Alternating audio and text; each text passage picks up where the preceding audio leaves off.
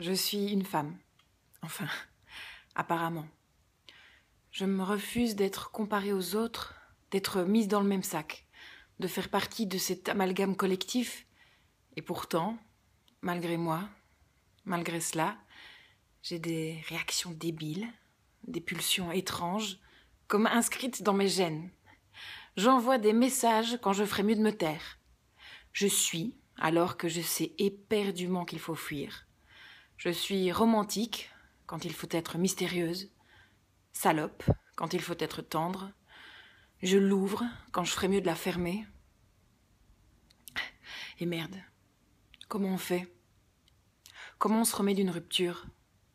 De plusieurs ruptures. D'un cœur brisé, d'un ego malmené, d'un feeling trompé. Il y a celui qui s'est enfoui quand il t'a vu nu pour la première fois.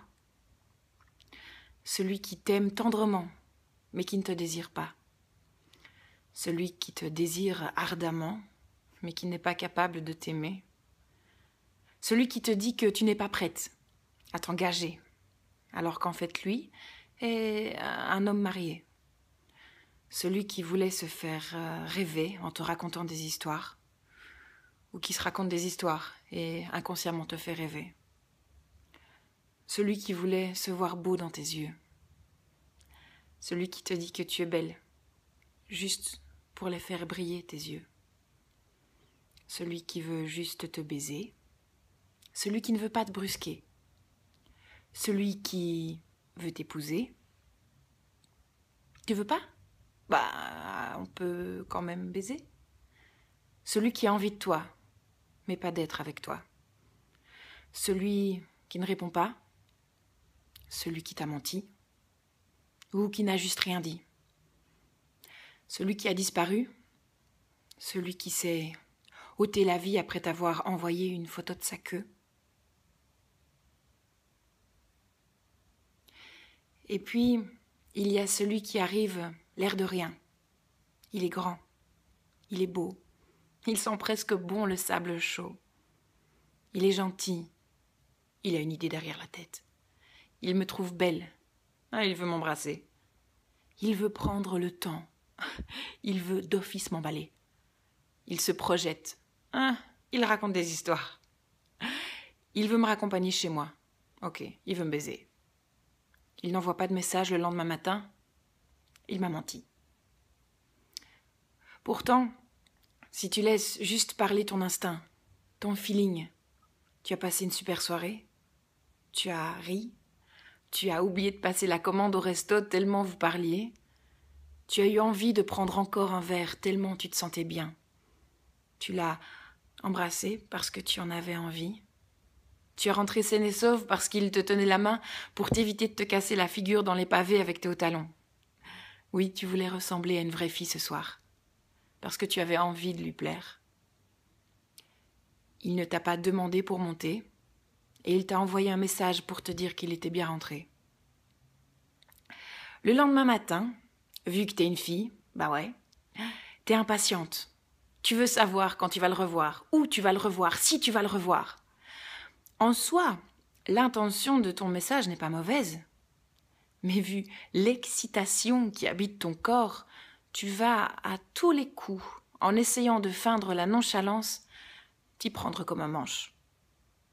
Mais surtout, comme tu as eu mal avant, comme on t'a menti avant, comme ton feeling a été malmené, que ton petit cœur tout mou s'en est pris des raclées, que ton ego s'est bien ramassé, que des larmes tu en as assez coulé, que tant de fois tu t'es relevé. Tu ne veux plus tomber. Et ce n'est plus ton feeling qui parle, ni un organe proche du cœur.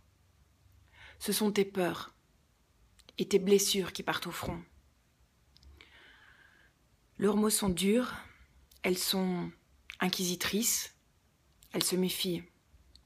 Elles sont agressives, cassantes, car elles ne veulent plus être nourries encore. Elles ne veulent plus grandir. Alors toi, le mec à l'autre bout de mes messages, tu crois que je ne suis pas prête, que je dois prendre du temps pour moi.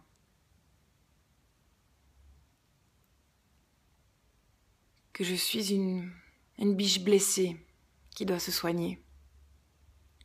Tu te trompes? Je suis prête à rencontrer quelqu'un de bien, prête à apprendre à le connaître, prête à écouter, offrir, recevoir, prête à tomber amoureuse, prête à être en couple, oui. Mais non, je ne suis pas prête. Je ne suis pas prête à ce début hasardeux, à te regarder t'emballer plus vite qu'une voiture de course pour disparaître au premier virage, à écouter des mensonges encore et à les croire toujours, à m'ouvrir, faire confiance parce que la résilience est ma nouvelle copine, à tendre l'autre joue pour recevoir une énième claque. On ne veut pas. Je suis certaine que je ne suis pas la seule. Mettre tous les mecs dans le même sac. Faire l'amalgame entre vous tous.